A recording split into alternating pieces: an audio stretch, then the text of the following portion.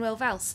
He did win that vote of confidence in Parliament yesterday, but only narrowly. That's right, that narrow vote of confidence, that second vote of confidence in the past 5 months since he became Prime Minister. So he obtained the vote of confidence of 269 lawmakers, but Le Figaro, the right-leaning paper, only gives him a little golf clap because, and you can see here the front page, it says that confidence in Manuel Valls is slipping away because 31 socialist rebel lawmakers abstained from voting. That is 3 times as many as in April. These socialist rebels, of course, are opposed to the government's pro-business economic policy. So Le Figaro says that Valls is going to have to govern with a majority that is more and more skimpy and restive.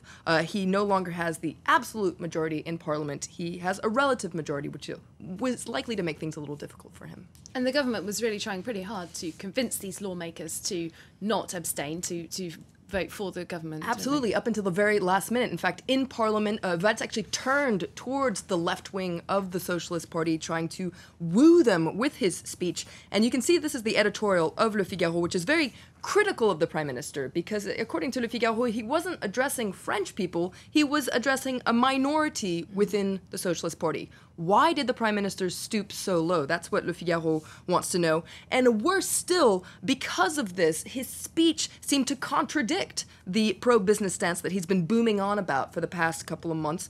He didn't really talk about reform at all. So Le Figaro wonders, why is he zigzagging? In fact, he needs to watch out, according to Le Figaro. He's starting to turn into François Hollande, the president, and Le Figaro's favourite person. Le Figaro's favourite person, and Le Figaro says, we all know where this leads one. It's to, be paralyzed and isolated within one's political party. Now, L'Opinion, harsh words always in Le Figaro. L'Opinion, the pro-business paper, really agrees with Le Figaro. This is their editorial. They say the same thing. Valls is starting to act like Hollande. He's using doublespeak. He's saying one thing to reassure businesses and one thing, the exact opposite, to reassure the left wing of the Socialist Party. He's fixing a clear line and he's zigzagging around it. Once again, they use zigzag, just like Le Figaro did. And L'Opinion agrees with Le Figaro. None of this bodes well for the future. So a difficult road ahead for the Prime Minister then.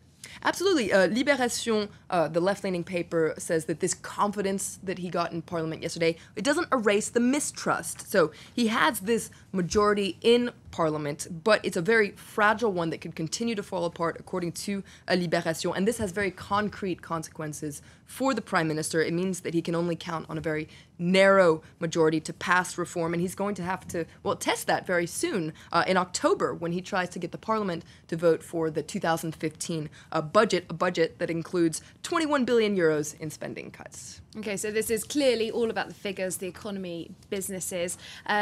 What do the business newspapers have to say then about these numbers? Well, Les Echos, the main business paper, says that 2015 is going to be a very challenging year for the Prime Minister.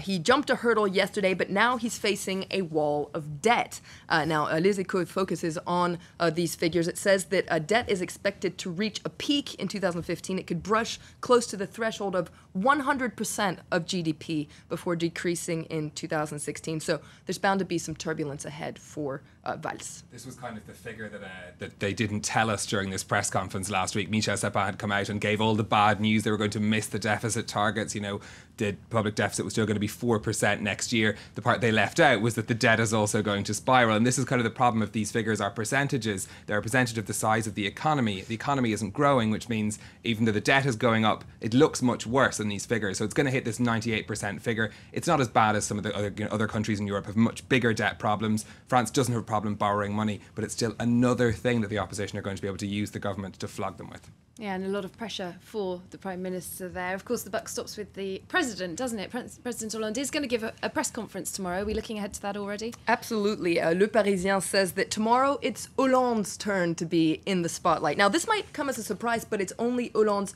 4th official press conference as president. Bear in mind that official presidential press conferences are quite a particular thing in France. Basically, the president gathers some 400 journalists to the Élysée Palace for a session of questions and answers that can go on for quite some time. Usually starts with a very long speech. Very long speech and then some very long answers, or maybe avoiding answering some questions. Now, Valls is taking a lot of blows about economic matters, so Hollande, according to this article in Aujourd'hui en France, Le Parisien, he's going to probably focus on foreign policy, especially because France, of course, is gearing up to carry out airstrikes in Iraq. And according to Le Parisien, Hollande might also face a question or two about his private life because, of course, we've been hearing a lot about a certain book that came out, a book by his ex-girlfriend, Valérie Trierweiler, a very saucy book about their relationship and her time at the Élysée Palace. He batted away some questions about his private life before. Do you think he's going to go for it this time? It's unlikely he'll be able to get away with it given all the media coverage that this book has been getting. Okay, plenty to look out for tomorrow then. Thanks very much, Flo Villamino there with a look through the French newspapers for us. We're going to take a short break here on Live from Paris.